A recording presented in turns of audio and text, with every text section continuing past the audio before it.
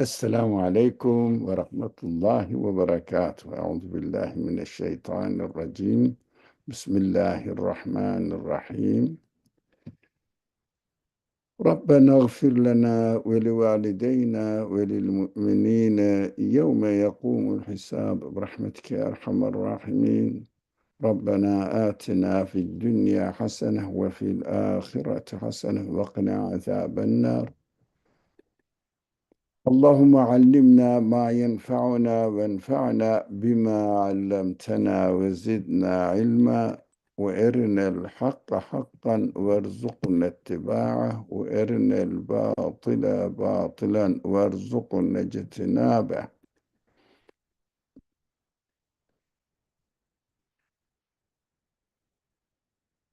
رب اشرح لي صدري ويسر لي أمري واحلل عقدة من لساني يفقه قولي واجعل لي وزيرا من أهلي هارون أخي اشدد به أزري واشركه في أمري كي نسبحك كثيرا ونذكرك كثيرا إنك كنت بنا بصيرا.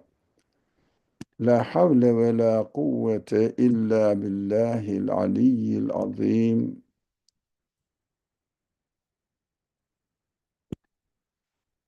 وصل اللهم على محمد وعلى آله وأصحابه وأتباعه وسلم. ربنا اغفر لنا وارحمنا وأنت خير الراحمين. آمين والحمد لله رب العالمين. آمين.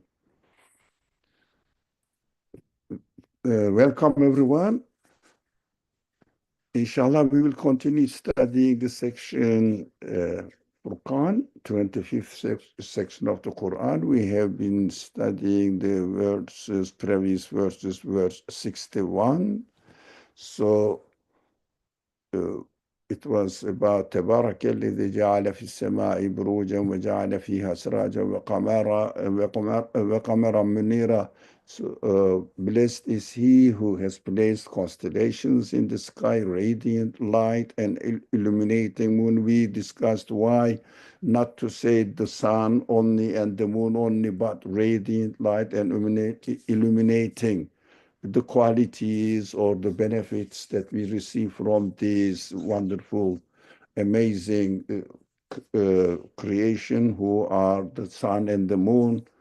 And of course, we have to be thankful. The subject was in the previous subject, Ar-Rahman, فَاسْأَلْ بِهِ خَبِيرًا, and then the following verse, again, وَمَا الرَّحْمَنُ, وَإِذَا قِيلَ لَهُمُ اسْجُدُوا لِلرَّحْمَنِ. So mercy in the creation, we said we can understand that in this verse, uh, by mentioning Siraj, by mentioning Kamera Munira, it means radiant light, illuminating moon. The results, the benefits we receive from them represents the mercy in their creation. That's why God asks us to pay attention the benefits you are receiving from the sun and the moon. But we know that the sun and the moon is used in the Quran as the representative of the billions of galaxies, the impossible to number the stars and other planets around the stars that they have. These are only these two are the representative of the constellations, uh, galaxies of the skies. So God is saying that the Buruj, it means this sun and the moon that you see. I'm giving you the examples that you can every day observe and see what kind of benefits they are really bringing to you. So this is my mercy. Pay attention to it, and we are expected to reflect on this kind of creations now. And وعباد الرحمن الذين يمشون على الأرض هونا وإذا خاطبهم الجاهلون قالوا سلاما. We studied also this verse last week, didn't we? Let me see this one. uh, no, no, we are going to study 62. 62. وهو الذي جعل الليل النهار خلفة لمن أراد أن يذكر أو أراد شكورا. We studied this last week. I'm sorry, the last one. Now, but we haven't studied the notes here in blue. So let's go directly to this side. First of all, أن يذكر يذكر, we studied why it is not, in fact, it should be أن يتذكر. Why it is not أن يتذكر but يذكر. We emphasized on it. It is the importance of it, shortening the word and giving another meaning to the whole verse of the Quran. So also we haven't talked about why it is يذكر rather than saying أراد أراد أو in the form of verb, past tense verb, or the simple word, but in the continuous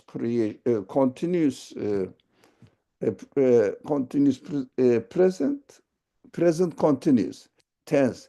It is continuation of it is emphasized. It means the one who desires to reflect. No, the one who desires continuously to reflect on it, not only once. The continuation side is emphasized in the form of the word. When ev erade shukura, shukura also is a noun, not the verse. When the Quran uses the noun form of the word, it means it is the permanent situation. Permanent situation. It means, for example, noun form and verb form. Verb forms are used in the Quran for once, twice, three times happening. With a continuous presence, present tense, continuous present tense is starting from one point and continuing. But noun forms are used in the Quran. Always it is the case. It means whoever wants to be grateful, but it's not grateful, wants to be a person who is always grateful, because Shakir is grateful, grateful. But the word used here, not Shakir, but what? Shukur. Shukur is the hyperbolic form of it. Hyperbole is heavily used, and I'm going to ask this question to you. Why Quran always uh, uses the hyperbole form of the verb and form of the verbs and words? Why it always uses this hyperbole in the Quran? Let's go into the questions or comments and share between us. Reflection results in being grateful. Now, reflection must be continuous, but being grateful must be our characteristics. Where did I get this meaning? Instead of Shakir, the Shakur is used. Shukur is used. Shukur is the, how do you say, the strongest uh, hyperbole in the word, the strongest was strongest well. It means the highest level of being grateful and continuously being grateful. So We may reflect occasionally, but being grateful must be our characteristics. That's what we get from the meaning of this form of the word here. So we have to notice that Quran use Quran's inevitable uh, rhetoric value based on conciseness. The shortest possible form of the word, shortest possible form of the sentence is used, but the uh, most expanded form of meaning is aimed at. Less words, using the less words, but by using the less words, getting larger meaning, greater meaning, expanded meaning. That is what the Quran uses here. Instead of saying, for example, يَذْكُرُونَ دَائِمًا, or no, that's it. They continuously reflect on the creation. No, uses a yadhakkara, but n, because of n it became yadhakkara. Yadhakkaru, uses yadhakkaru. Why not yatadhakkaru? No, you have to make reflections immediately. Don't wait. Yatadhakkaru takes time. Yadhakkaru, يتذكر, in fact, the original form of the word يتذكر. يتذكر, as soon as you see something, you reflect on it. Look, as if you have to write a paragraph because of the form of this word. It is the same for shukur here. Why? Because not using the normal form of attribute or adjective, shakir, um, or what is the word in English? Active participle, but this is the hyperbole form of active participle. Continuously is grateful, because in order to be grateful, you don't have to reflect. Your attitude is reflected. Your attitude will be a grateful attitude always, whatever is created for it. That is also uh, uh, aimed at the Quran, rather than using lots of sentences to explain it. Reflection results in being grateful. Oh, should be the other way around. Grateful, no. Grateful is the result of being, result of reflecting. After reflecting, you understand that it needs to be thanked. It needs to be grateful. That means only those who desire to be grateful for the now the I wrote it wrongly. That means only those who desire to be grateful for the blessings uh,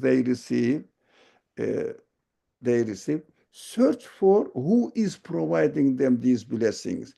It means if you reflect on things, I think this sentence is wrong, so I will just delete it. Now, uh, when you reflect something, if you see mercy in the creation of anything, then your sense of gratefulness arose. So you start feeling that I have to be thankful. That is human, because uh, to be grateful is ingrained in our characteristics, in our human nature. So Everyone, whether you believe or not, if you receive any favor from anyone, you are automatically inclined to thank, to be grateful for it. It is automatic reflection. The problem is when we reflect in the creation of anything, how do we see that this thing is coming into existence?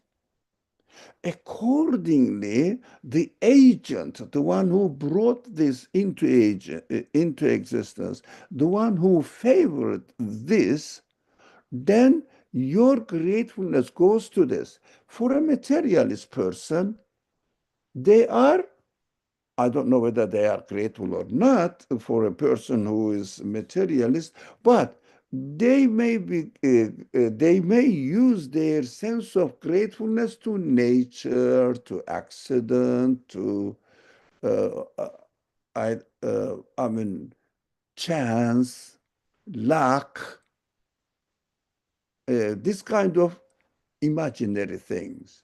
But for a person who reflects on the existence of anything that uh, we encounter, we reflect how come this thing came into existence.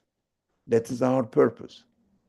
Now, a human being must question. For example, the simple example: if you receive something delivered to your door, and your address is on it.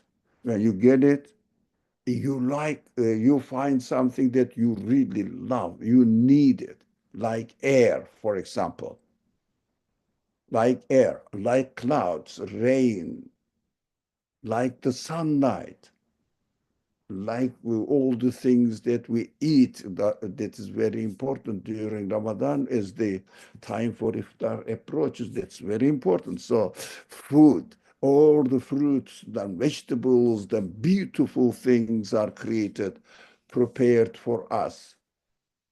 As soon as we see them, now open if you like, open the wrap of the gift and see, what I need is here.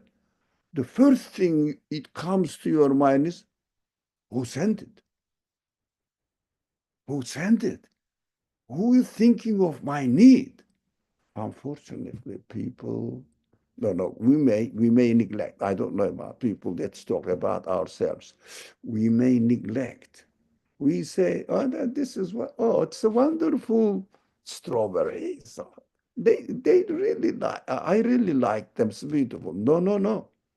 Who sent it? Don't say who bought it. They bought, but who created and prepared it for you? Buying is simple.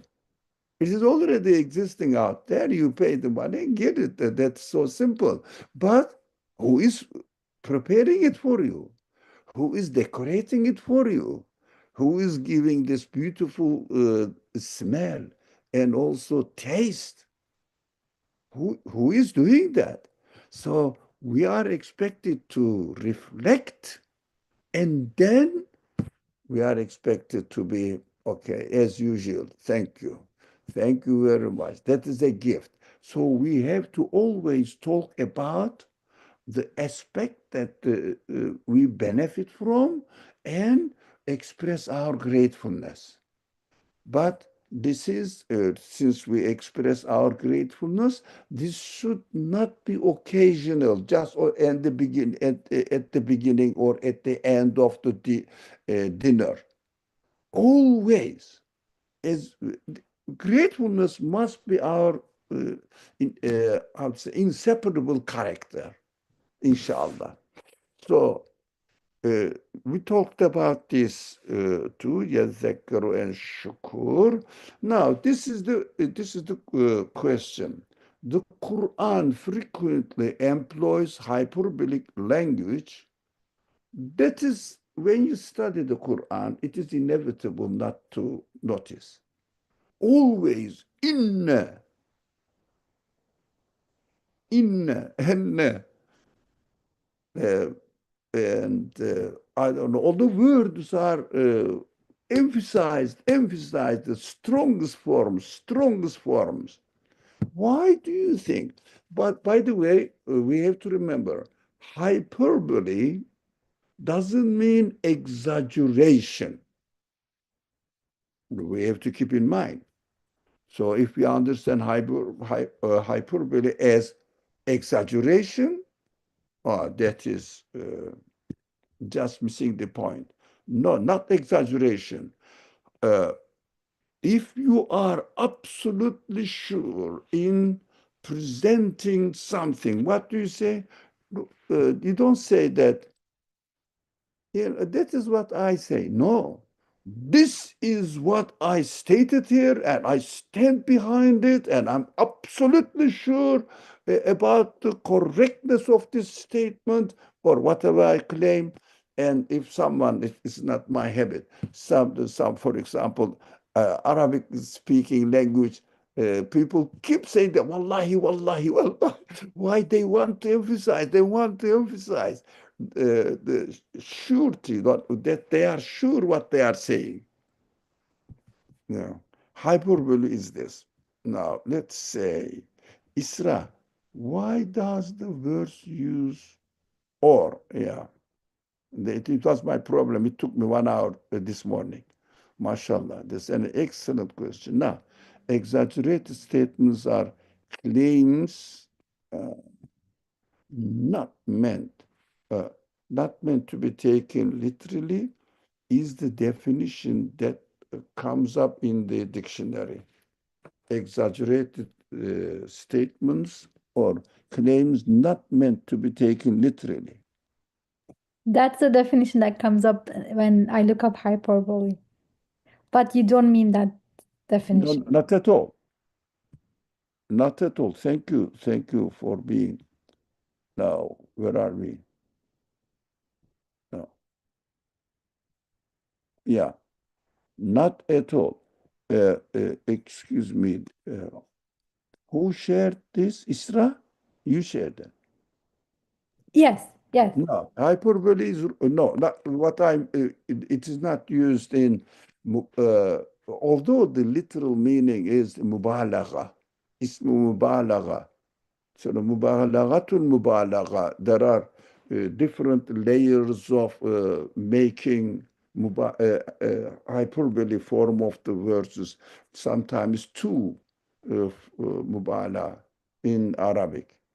Uh, uh, Anyways, not exaggeration. No, no.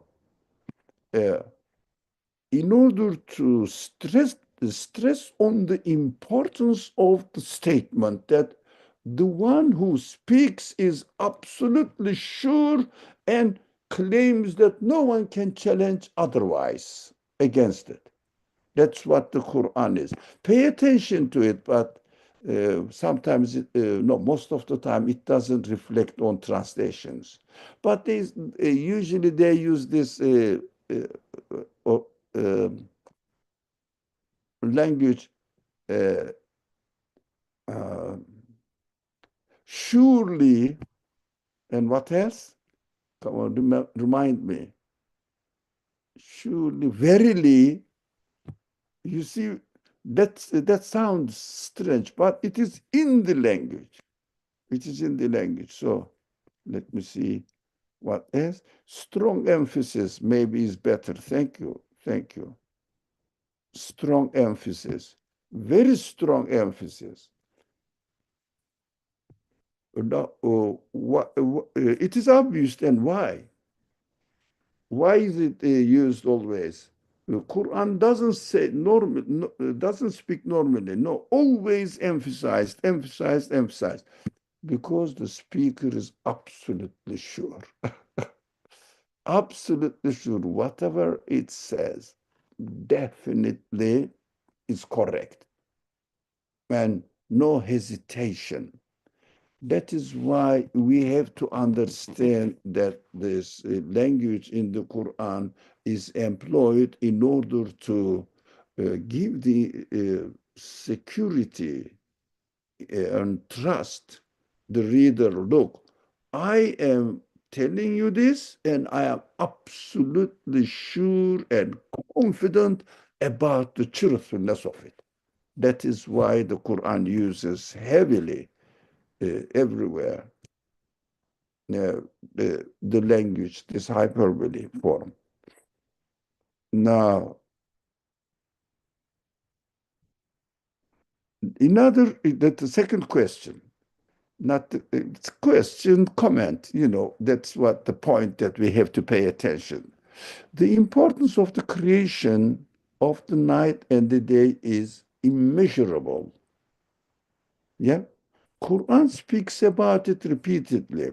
Yes, it is immeasurable, but I am asking, why do you think?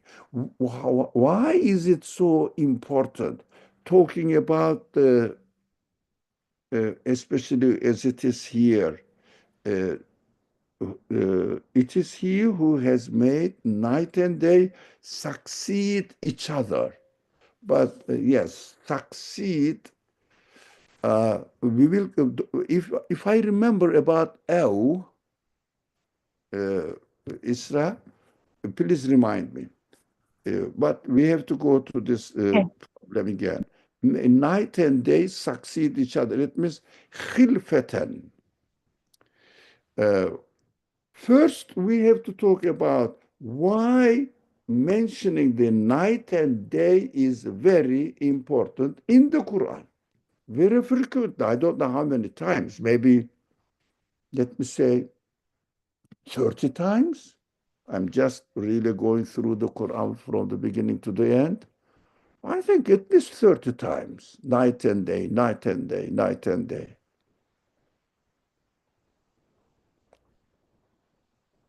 يولج الليل في النهار ويولج النهار في الليل.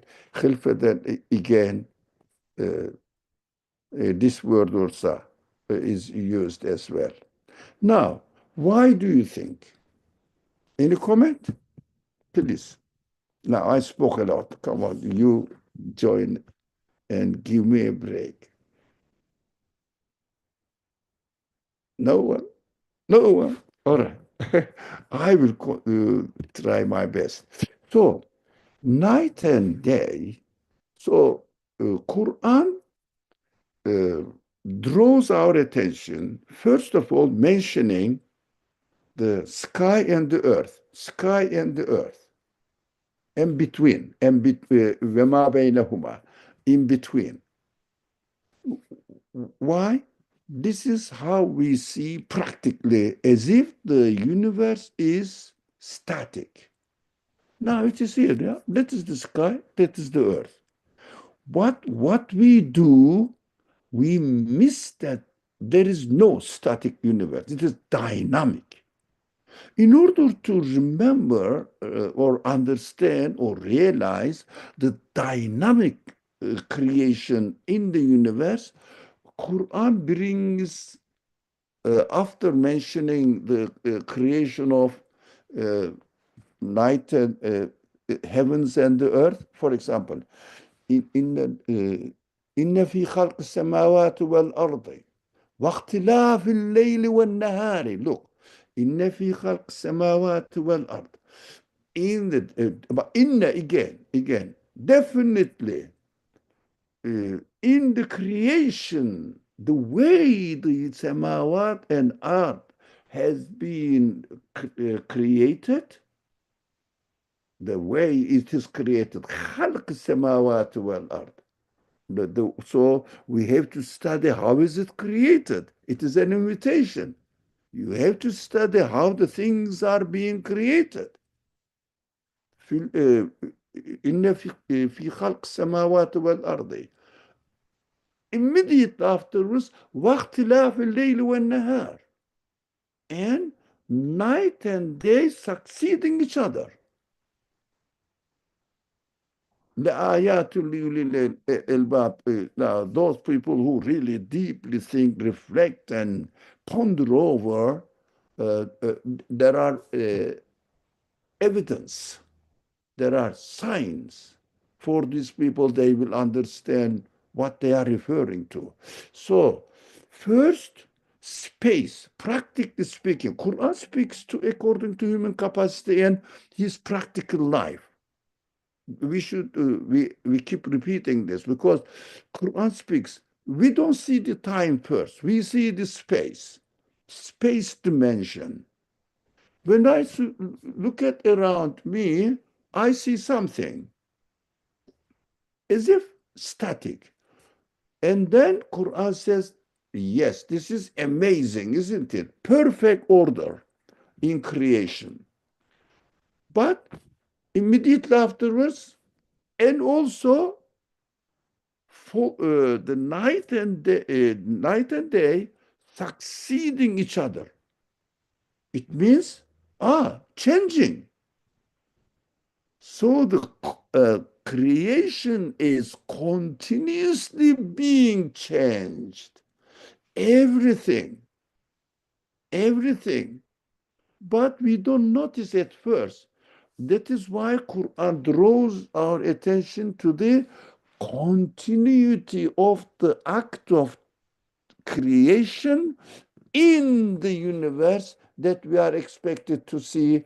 Not the creator of this universe cannot be the one who created once and left it. No, he is continuously changing.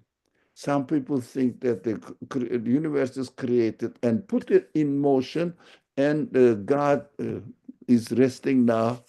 Every day is God's Sunday, as if holiday. So, no, continuously changing, and this change needs to be taken care of, and it is continuously changing in a perfect order. So, this order is kept in spite of each and every being in the universe is being changed. Amazing, mind-blowing phenomena that we see now, without mentioning the واختلاف الليل والنهار or جعل الليل والنهار خلفة. We don't notice the changing side, and this is more important than seeing the universe in a perfect order here at one moment. Much more important, because change needs very attentive power. I'm going to change, but order will not change.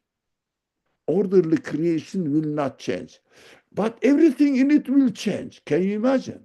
Impossible to imagine how the power or the one who does this must have qualities. Definitely, we call it absolute qualities. His qualities must be absolute. Only seeing the changing side of the universe is possible to be convinced that the creator of the universe is an absolute one with all of his qualities must be absolute. That is how we understand that when we say, I believe in God who is in ghaib, it means who is absolute, beyond imagination, impossible to think about it, to think. But definitely this one must exist. And also, yulicul leyle fil nehari ve yulicul nehara fil leyl. Again, yulic and hilfe, again,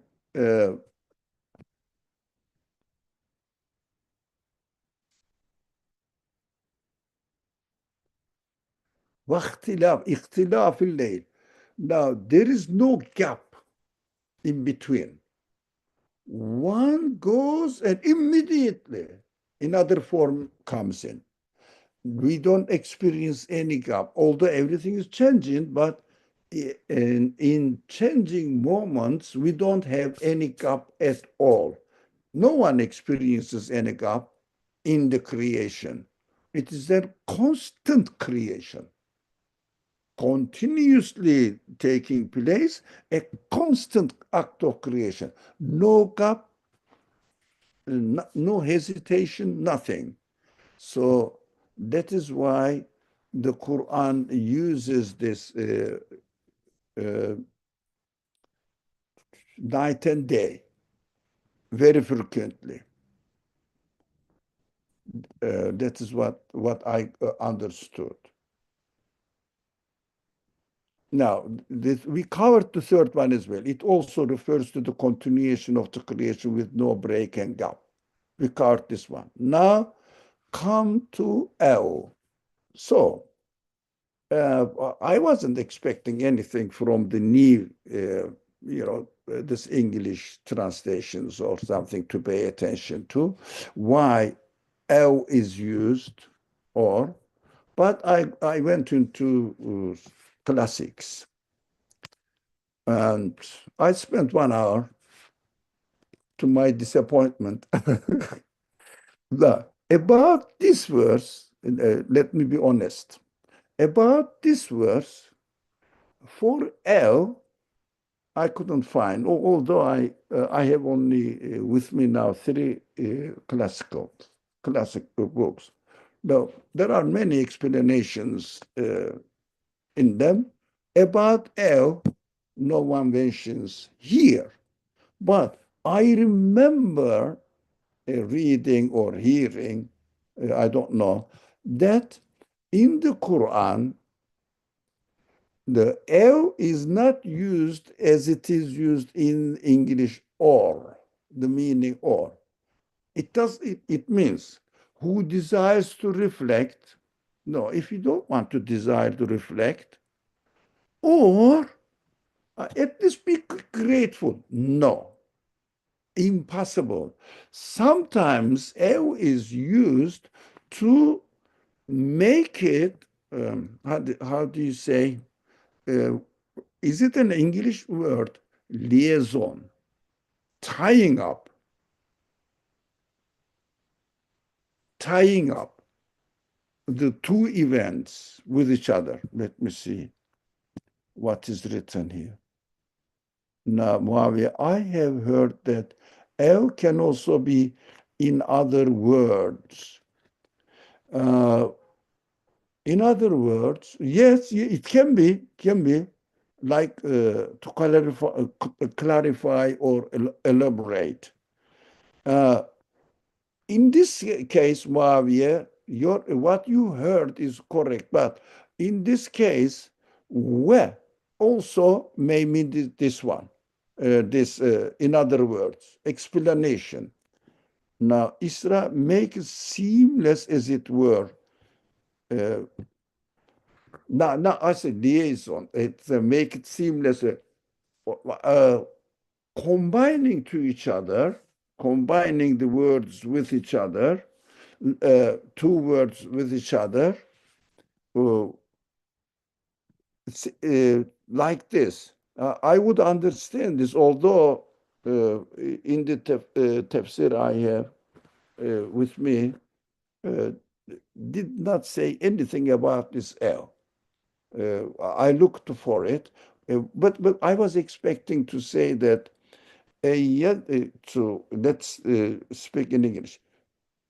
Anyone who desires to reflect or to be grateful, rather than separating it and giving two options, but combining them together, saying that as Muawiyah wrote, in another word, again, in another word is not that.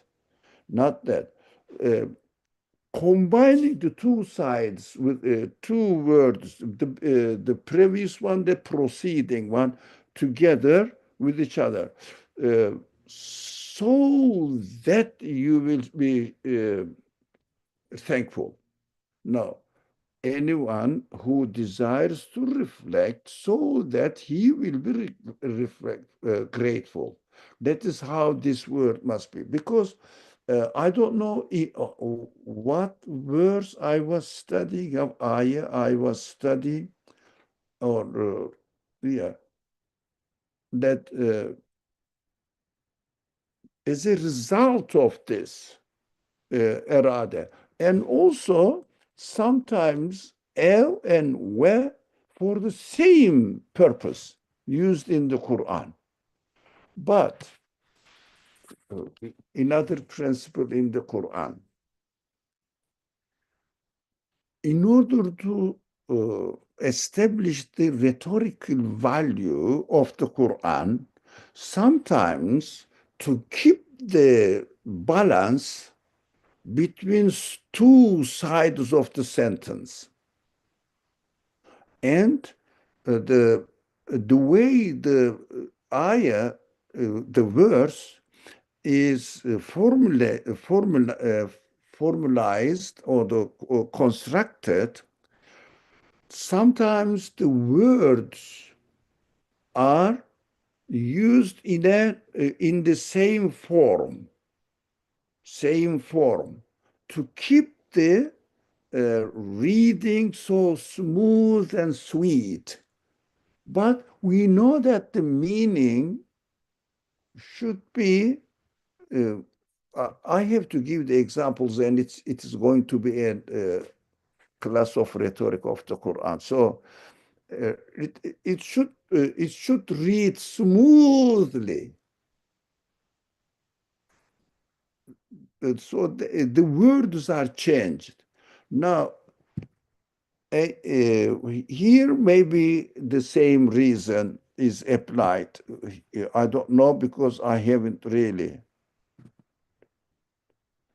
Now, what does it say? Oh, and I didn't check them. Muaviye, can you share this? Yeah, sometimes Assad gives the good reference from the classicals. Can you share it, the link, Muaviye? Yeah, yes, one more. All right. Thank you very much. Yeah, in the chat box, you can copy it. Yeah. Although Assalamu alaikum. I'm on my phone, so just give me one moment. It's a okay. little bit difficult. I mean, I also can go 23 minun and what was it? Here, yeah, I copied it. Thank you, Brother Mavi. Now, here it is L. Thank you, Isra. A particle which obviously doesn't denote here an alternative. Yes, exactly. But I read it. I'm sure of it. But rather, yeah, that's it. It is here. Rather, an explanatory implication similar to the expressions in other, that is one side of it. That is one side of it. No, I read it as you wrote it before. No, no, no, no, no, no. Yeah, make it seamless as it were. Yes, seamless as it were. Now, how do you say? I don't know whether it is the right word. Welding two sides together. Welding. I mean, combining two sides together. It means anyone who desires to reflect, so that as a result of his reflection, he will be grateful. That is what exactly means. But as that is, what was it? Whom the grateful possess? No. Whole sentence mean? Say with this spouse that those whom they rightful possess through wedlock. Continuation of the definition. Yes, I understood, but here one-sided. This is correct, as Isra shared. The L, a particle which obviously doesn't denote here as an alternative, definitely not correct. And I agree, I'm correct. I am not confirming it, I am agreeing with it. but rather an explanatory implication similar to express in another word. In another word is makes it equal. No, no. Here. In some cases, that is correct. But here it means so that he will be grateful.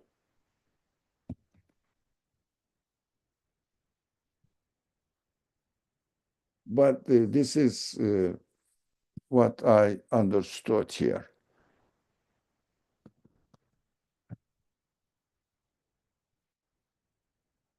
Because without, that's what we understand, without reflecting in the creation of something, you cannot see the benefits in it so that, or the merciful creation in it so that you will be shakur.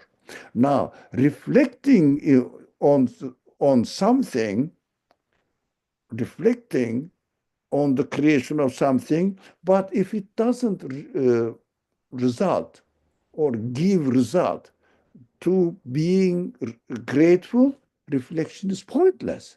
That is why materialist people reflect on the creation, but their reflection doesn't result in being grateful to the creator. They say, how it is. That's it. It happened to be in this way.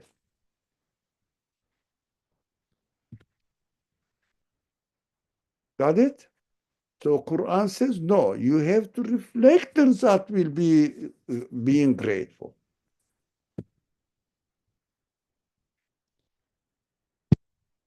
Is it clear? Shall we move forward? Now, Bismillah ar-Rahman ar-Rahim. Again, this Rahman came up again.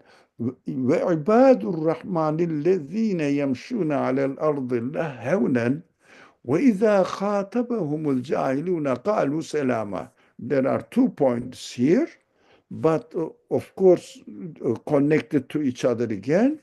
The worshippers of the merciful to all, the merciful one, are those who walk upon the earth, with humility. And when the ignorant address them, they reply with them. Now, Ibadur Rahman, we have to understand the worshippers of the merciful one are those who walk upon the earth with humility, and when ignorant addresses them. Look, here, when ignorant addresses them, they reply with peace. If, again, the 2 parts of the verse, the first part, the worshippers of merciful one, those who walk upon the earth with humility. This is one part advising us to walk on the earth with humility. And if you do this, what is required of you is when the ignorant addresses you, so that you can easily reply them with peace. Now, my questions now. Why does the verse not say human beings, rather Ibadur Rahman, the worshippers of the merciful one? An idea, do you think? Ibadur Rahman. It's beautiful. Ibadullah, not Ibad. We are used to Ibadullah. But Quran says Ibadur Rahman. Why do you think? Muawiyah, please. It's just a conjecture for me, but perhaps earlier when it was saying that those who reflect on the mercy of God, and then now they're connected to that identity of the most merciful. So now once they recognize that merciful creator, they've now kind of proportioned themselves into a situation of being ibad of this most merciful, and now that's their mindset. I'm not sure. Yeah. So, in fact, to me, yet you are right. You are right. Thank you very much. It is very practical. I am the worshipper of grace. That is how I am created. If I see the mercy in the creation, I am grateful. So if you think that something harmful happening to you, can you be grateful? If it is created by God, you are expected, but it is hard. It is hard. But for the merciful creation, it is automatically everybody feels happy. So Ibadur Rahman is sweeter for me than using Ibadullah. Of course, the sweetest expression in the Quran is Qul ya ibadi, my uh, worshippers. Ya ibadi. Now, Quran uses Bashar, Quran uses Rajul, Quran uses Mar'a. Again, Quran uses Nas, insan, human beings. And Quran uses Ibad as well. What else?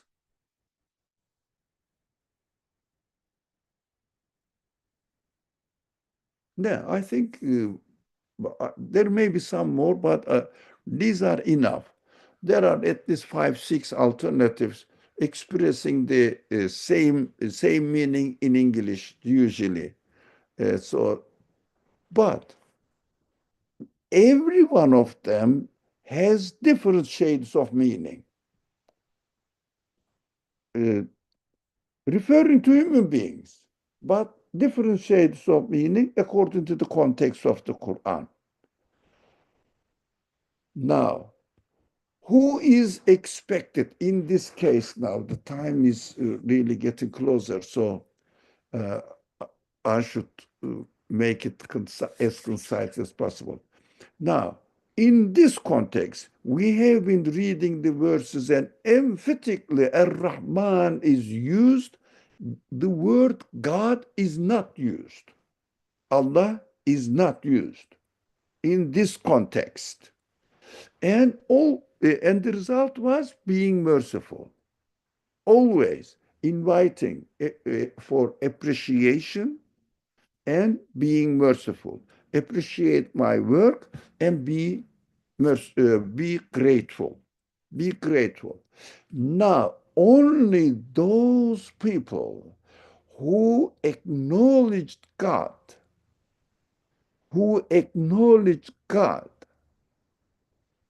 and acknowledge that they are worshippers can be humble. That is what ibad is used, not where ibadullah or nas. والذين والناس يمشون على الأرض هونا. No, يقول وعباد الرحمن الذين يمشون على الأرض. The other verse I remember now, قل يا عبادي, say, oh my ibad, worshippers, my worshippers. If they ask me, if not قل يا عبادي, come on. Who remembers me if they ask me about, if they ask about me, tell them that, and I am ready to forgive them. Who remembers the verse? If somebody remembers. قل عبادي الذين أسرفوا على أنفسهم. Yeah. يا عبادي الذين أسرفوا على أنفسهم. لا تقنطوا من رحمة الله. Yeah. إن الله يغفر الذنوب جميعا. Now, Ya innallaha yağfiru zunube cemi'a. Thank you very much. It is perfect. So, kul ya ibadiyellezine esrafu. Who can ask God to forgive me? Which kind of human beings can ask God to forgive me? Only those who acknowledge Him. And they are ibadullah. Now, ibadur Rahman. Those people who don't, in the context of the verse, is referring to general human beings. There are believers, there are non-believers, then different word is used. When the ibad is used, only referring to those people who acknowledge God. Here, if somebody doesn't acknowledge God and say that he is my ma'bud and I am his abd, if someone doesn't accept this position, he is not expected to walk upon the earth with humility. Did you get it? That is why ibad is used here. One of the meaning, there may be more. Now, the second question was that what does walking on the earth, not street, definitely, humbly mean? Why on the earth? Now we have to speak a lot if you don't say. Now, according to human daily observation of the universe, when I say we are down on earth and up sky, in reality, earth is not down, sky is not up. Earth is in the universe. There is no up and down. Universe. That's it. There is no up and down. But human perception is such that earth is down and sky is up. So these people walk on earth means lower themselves. Don't put your nose up. Now, accept that you are on the lower level before your God, before the merciful one. You are the needy one. You have no claim of yourself. Everything is given to you. Everything is provided for you. So when you walk on the street humbly, then you accept your position as the needy one, poor one, and the one who never claims anything for himself. He is aware that everything he received is given. Nothing he has to claim that I am the owner of these things. Everything is a gift to him. And these people these people walk on the street with humility, not on the street, on earth, in the lower level, before God, of course. Otherwise, human dignity as compared to other creatures. Oh, the time is up, and of course, iftar time is approaching, everyone is excited. So, so I shouldn't. So when they reply with peace, now let's study this side, the second part of the verse next week. وَإِذَا خَاطَبَهُمُ الْجَاهِلُونَ قَالُوا سَلَامًا.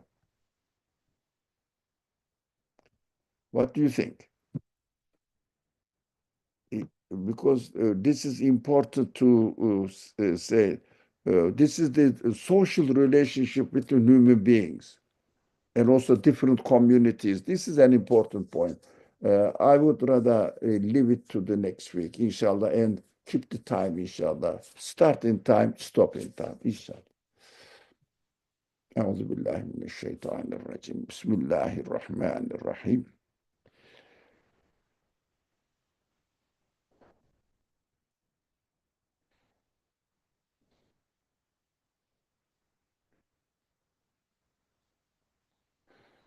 سبحانك لا علم لنا إلا ما علمتنا إنك أنت العليم الحكيم وآخر دعوانا أن الحمد لله رب العالمين. May Allah accept our prayers, our especially Ramadan, our fasting and approaching Eid. Inshallah, Eid Mubarak, because next Monday it will be the second day of the Eid. So from now, I am guaranteeing that we all pray each other to have a mabruk, a blessed Eid, inshallah. Assalamu alaikum wa rahmatullahi wa barakatuh. Wa alaikum salam wa rahmatullah. Bad word. Hold on. My brother Ali, assalamu alaikum. What time this class starts exactly? Oh, are you in the Eastern time? No, Central Time. It is Central time, 5 o'clock. Okay, 5 o'clock. This is the end of it. We started 1 hour ago. You can call. What time is it now? It's 6:05 here. Now it is here that 6:07, 6:05, 7 here, because we are 1 hour ahead. It is Eastern time, 7 o'clock. Okay, that's great. I got it. One thing, in the website, it is written as 6:30 p.m. Maybe there was a change because of the Ramadan, and just to let you know, 6:30 Eastern, it says. Excuse me. Let me stop live streaming. I'm sorry. Sorry. And then we can talk.